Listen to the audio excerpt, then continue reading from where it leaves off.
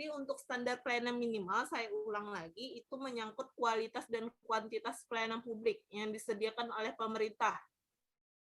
Jadi standar pelayanan minimal di sini ada di setiap puskesmas atau rumah sakit sebagai instansi pelayanan kesehatan. Nah, selain itu standar pelayanan minimal itu apa? Standar pelayanan ini juga dianggap sebagai spesifikasi tentang tolak ukur pelayanan minimum yang diberikan oleh Badan Layanan Umum kepada masyarakat. Di mana di sini segala hak yang diperoleh oleh setiap warga diatur dalam SPM tersebut. Lanjut. Standar teknis SPM bidang kesehatan. Di sini ada ketentuan standar mengenai kualitas dan kuantitas, baik itu personal atau SDM atau jasa yang diberikan. Kalau dari segi pelayanan instansi pelayanan kesehatan kan jasa yang diberikan ya.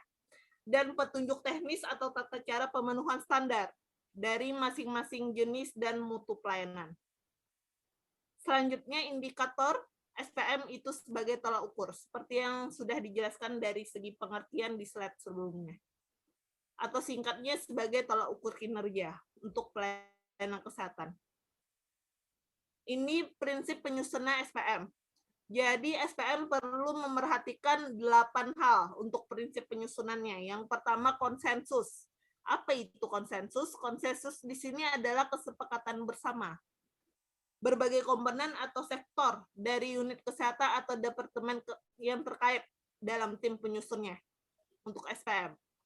Selanjutnya SPM itu harus sederhana, disusun dengan kalimat yang mudah dimengerti dan dipahami.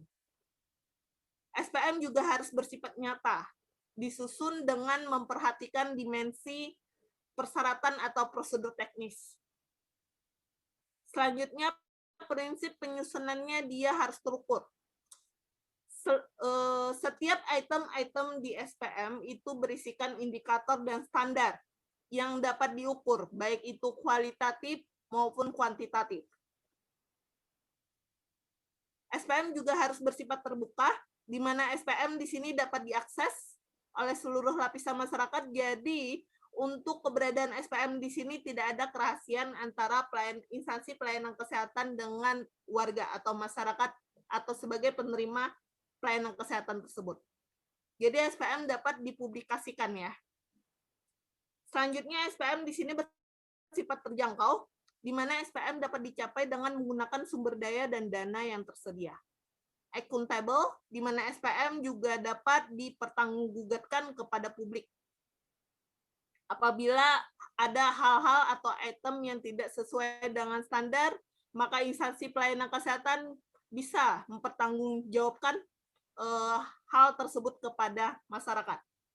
Selanjutnya adalah bertahap, di mana SPM harus mengikuti perkembangan kebutuhan, kemampuan keuangan, kelembagaan, dan personel dalam pencapaian SPM. Ini SPM rekam medis di rumah sakit. Ini adalah kebijakannya, itu berdasarkan Permenkes ya, nomor 129 tahun 2008 tentang standar pelayanan minimal rumah sakit. Nah, standar pelayanan minimal rumah sakit juga dikelola oleh Sistem Informasi Manajemen Rumah Sakit atau SIMRS. Selanjutnya, di sini kita akan bahas sedikit mengenai SIMRS. SIMRS, seperti yang kalian lihat di sini adalah suatu sistem teknologi informasi komunikasi dari pelaporan dan prosedur administrasi untuk memperoleh informasi.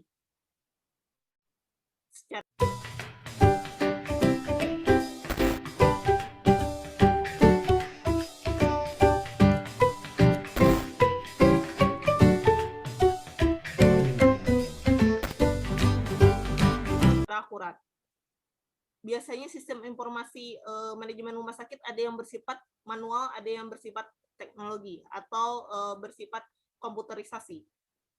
Nah, sistem informasi kesehatan di sini apa? Itu adalah seperangkat tatanan meliputi data, informasi, indikator, prosedur, teknologi yang bisa memberikan informasi antar unit di instansi pelayanan kesehatan.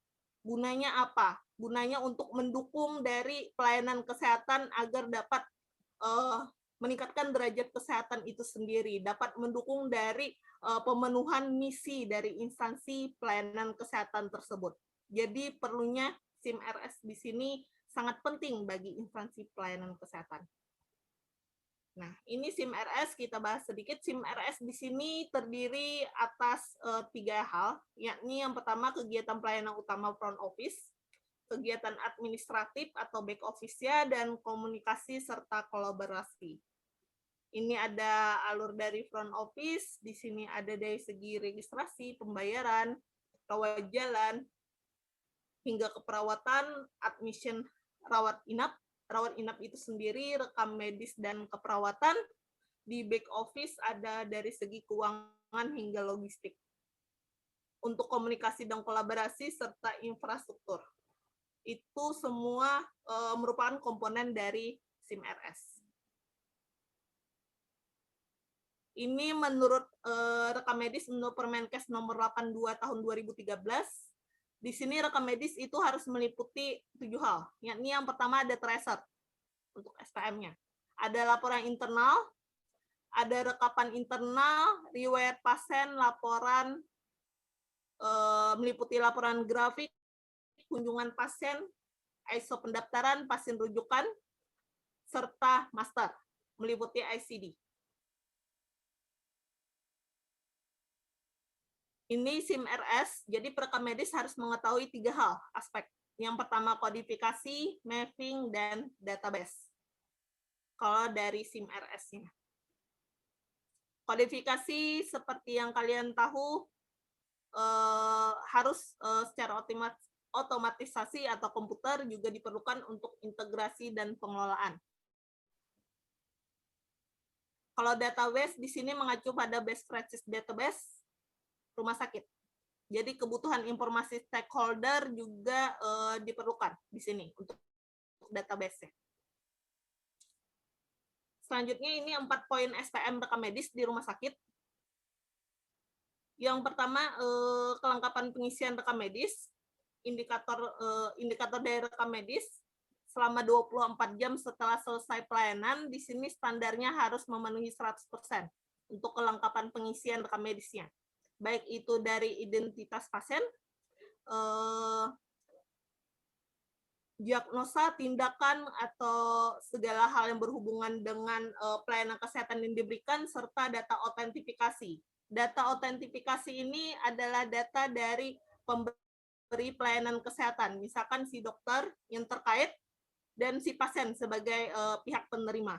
Jadi ada nama dan tanda tangan untuk data autentifikasinya. Nah, untuk kelengkapan inform consent, juga setelah mendapatkan informasi jelas, standarnya juga harus 100% dari inform consent. Jadi selain ada data identitas si pasien itu sendiri, data identifikasi atau data administrasi, juga harus ada data pemberi dan penerima, pemberi pelayanan kesehatan dan penerima pelayanan kesehatan, data segala hal yang berhubungan dengan inform consent dan autentifikasi.